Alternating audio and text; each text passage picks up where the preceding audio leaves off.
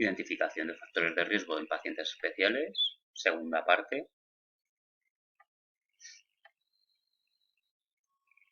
Pacientes con patología endocrina. Diabetes mellitus. Es una enfermedad crónica del metabolismo de proteínas, sobre todo glucosa y lípidos. Provoca un aumento de la glucemia, azúcar en sangre, por la ausencia de insulina. La hiperglucemia sería a nivel superior a 120 miligramos decilitro, hipoglucemia niveles inferiores a 70 miligramos decilitro. Tiene origen genético y ambiental, por la dieta, poco ejercicio, estrés y obesidad. La clínica, polifagia, constante sensación de hambre, polidipsia, constante sensación de sed y poliuria, constantes ganas de miccionar. La diabetes mellitus se clasifica en el tipo 1 o insulino dependiente, afecta a jóvenes con ausencia severa de insulina, provoca un alto nivel de glucosa en sangre, hiperglucemia. Se les administra la insulina de forma externa mediante inyecciones todos los días. También se usan bombas de insulina. Lo tenemos en la imagen, los inyectables de insulina. El tipo 2 o no insulino dependiente afecta a personas mayores o con sobrepeso. Se controla mediante dieta sana y deporte. Hay que llevar un control diario de la cantidad de azúcar en sangre utilizando un glucómetro con lanceta y tira reactiva donde se coloca una gota de sangre en el medidor. Lo tenemos en la imagen de la derecha. Y el tipo 3 o gestacional. Afecta a mujeres gestantes y suele desaparecer al finalizar el parto.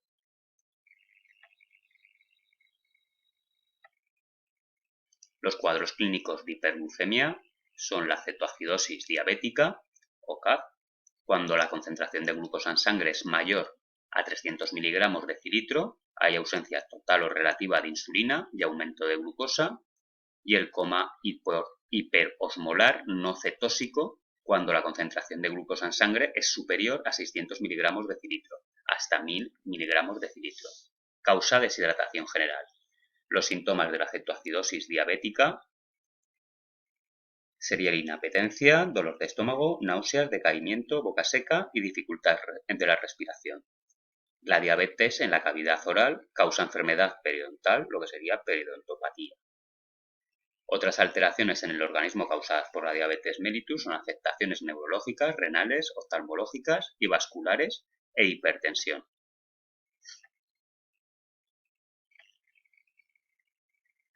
En la imagen podemos ver todo lo que sería el estado hiperosmolar no cetósico. Tenemos en la parte superior el páncreas cuando secreta la insulina, en este caso baja cantidad, déficit de insulina, entonces las células adiposas inhiben la lipólisis y ausencia de cuerpos cetónicos, se produce hiperglucemia, acúmulo de glucosa en sangre, lo que provoca hiperosmolaridad. Esto afecta tanto a cerebro como a riñón.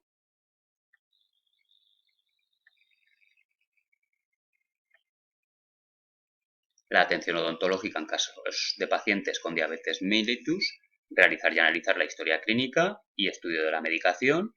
Ante cualquier duda, consultar al médico especialista. En pacientes inestables o no controlados, se deben de llevar a cabo todos los tratamientos bajo la supervisión de su médico especialista.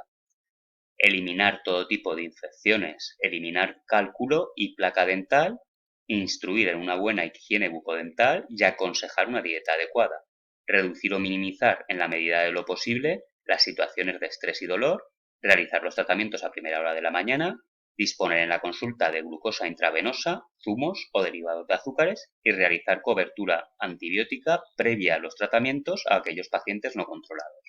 Las manifestaciones clínicas: ardor, lo que sería el síndrome de la boca ardiente, serostomía, sabor metálico, halitosis, aliento acetónico con olor a manzana madura, disgeusia, que sería la alteración del sentido del gusto, encías con hiperplasia gingival y eritematosa, movilidad dentaria, pérdida de hueso y pérdida de piezas dentarias. Luego tendríamos el líquen plano, candidiasis, mucormicosis, granuloma pirogénico, hiperplasia de la glándula parótida, enfermedad periodontal y gingivitis, actas mayores y actas menores, como podemos ver en la imagen, las actas menores, y caries por aumento de glucosa y disminución de saliva, como podemos ver en la imagen del lado de la derecha.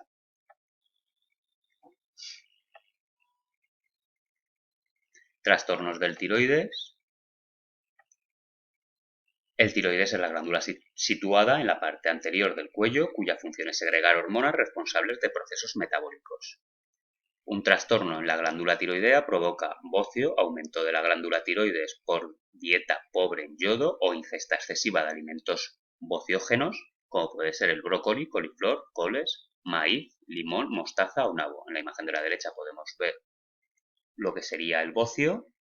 Hipertiroidismo sería la secreción de hormonas tiroideas excesiva. Hay dos tipos, el primario, donde se afecta a la glándula tiroides de forma directa, y secundario, donde está afectado el eje hipotálamo hipofisiario, que luego afectará al tiroides. La clínica del hipertiroidismo sería ansiedad, irritabilidad, aumento de apetito, pérdida de peso, vómitos, diarrea, intolerancia al calor, piel caliente, hipertensión arterial, taquicardia y fibrilación auricular. Y por último, el hipotiroidismo, defecto en la producción de hormonas tiroideas, causa una disminución de la actividad metabólica. Hay dos tipos: cretinismo, consumo mínimo de yodo en la dieta durante la gestación, y missedema, por reacción a medicamentos antitiroideos o en radioterapia de las tiroides. En la imagen de la derecha pues podemos ver un caso de hipotiroidismo y de hipertiroidismo.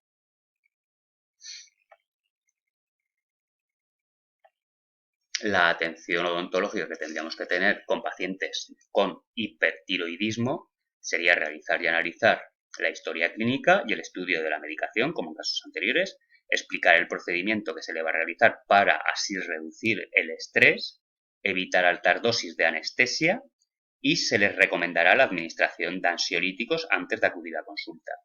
Para pacientes con hipotiroidismo, la atención odontológica, realizar y analizar en profundidad la historia clínica del paciente, así como un estudio completo de la medicación con la que es tratado, como en casos anteriores, y mantener una buena temperatura en la clínica, ya que son propensos a la intolerancia al calor.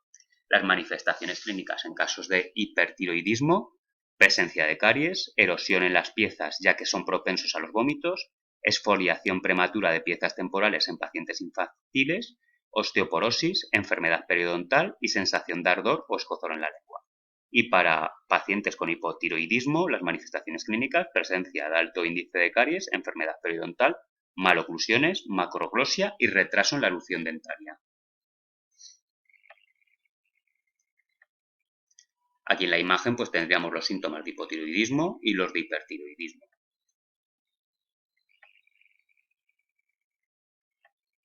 Y en esta diapositiva los síntomas más comunes de hipertiroidismo, como serían pérdida de peso, hiperactividad, insomnio, fatiga, falta de concentración, irritabilidad, temblor fino y bocio.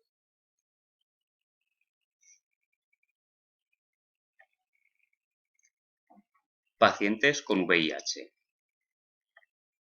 El virus de la inmunodeficiencia humana, VIH, es un retrovirus que infecta tejidos linfoides, ganglios linfáticos y linfocitos T CD4. Provoca infecciones oportunistas, inmunodepresión grave, algunos tipos de neoplasias y trastornos neurológicos. Las etapas de la infección por VIH: hay una fase precoz, que se propaga el virus por el tejido linfoide, los síntomas: dolor muscular, erupciones en la piel, etc. Es similar a una gripe y mononucleosis infecciosa. La fase asintomática o intermedia puede durar 10 años en adultos, es asintomática y de elevado grado de contagio. Y por último, la fase final: hay un gran deterioro del sistema inmune, con aumento de infecciones oportunistas, neoplasias y leucemia. Se conoce como síndrome de inmunodeficiencia adquirida, SIDA. La atención odontológica en pacientes con VIH, como en casos anteriores, realizar y analizar historia clínica del paciente y estudio completo de la medicación. Y la atención odontológica se llevará a cabo extremando las precauciones para evitar posibles contagios del personal sanitario. Las manifestaciones clínicas, pues candidiasis, virus herpes simple, herpes zóster, papiloma humano, leucoplasia vellosa, sarcoma de Kaposi, gingivitis y periodontitis necrotizante, úlceras actosas, serostomía, hemorragia gingival espontánea y linfoma no Hodgkin. Se deben tomar precauciones en la práctica odontológica para evitar posibles contagios mediante el contacto con sangre de forma directa o indirecta por instrumental contaminado.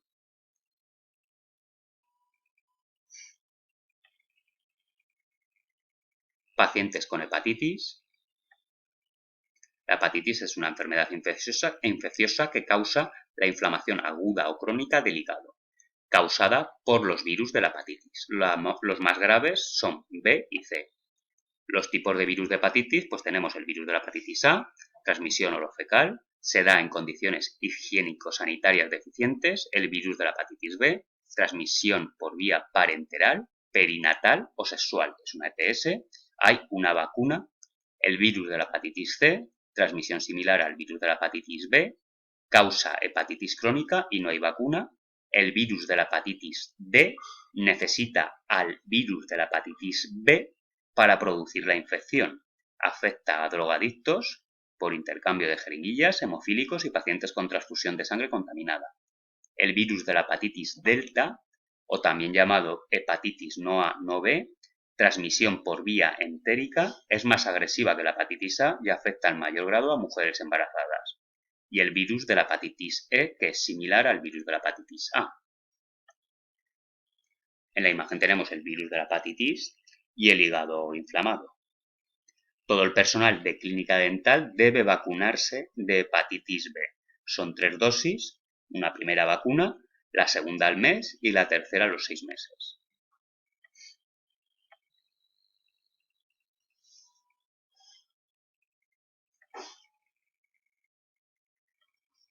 La atención odontológica en pacientes con hepatitis, como en casos anteriores, realizar y analizar la historia clínica y estudio completo de la medicación.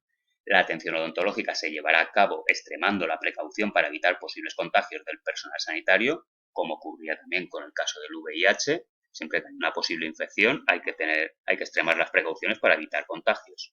Evitar la administración de antiinflamatorios, analgésicos y ansiolíticos y reducir en la medida de lo posible la cantidad de anestesia administrada en los tratamientos.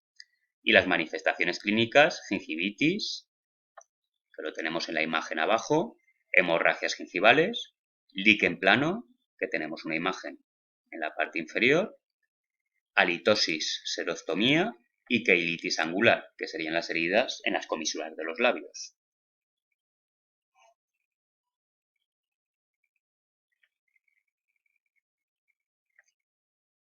El protocolo preventivo del personal de clínica de enfermedades infectocontagiosas sería el siguiente: mecanismos de protección individual como guantes desechables, mascarillas desechables, gafas, batas desechables y guantes gruesos, higiene del personal con lavado de manos, ausencia de anillos, relojes y pulseras y precaución con posibles heridas, complementos adicionales como podría ser la desinfección de la zona de trabajo, protección de zonas de fácil contaminación como turbinas contra ángulos y mangueras de agua-aire y disminuir o evitar tratamientos con aerosoles, con el ultrasonido y material rotatorio.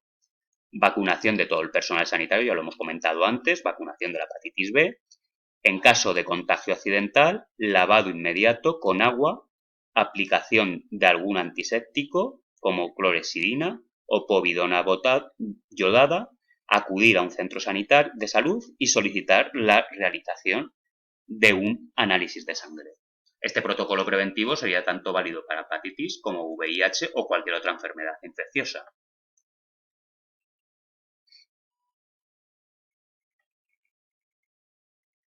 Y ahora tendríamos el protocolo preventivo del instrumental en enfermedades infectocontagiosas. El material desechable, pues como por ejemplo inyectores de aspiración, hojas de bisturí, guantes y agujas, esterilización para desinfección con soluciones desinfectantes, desinfección mediante ultrasonidos, el embolsado y esterilización o calor seco, la desinfección mediante solución de glutaraldehído e impresiones de prótesis con lavado de restos y desinfección.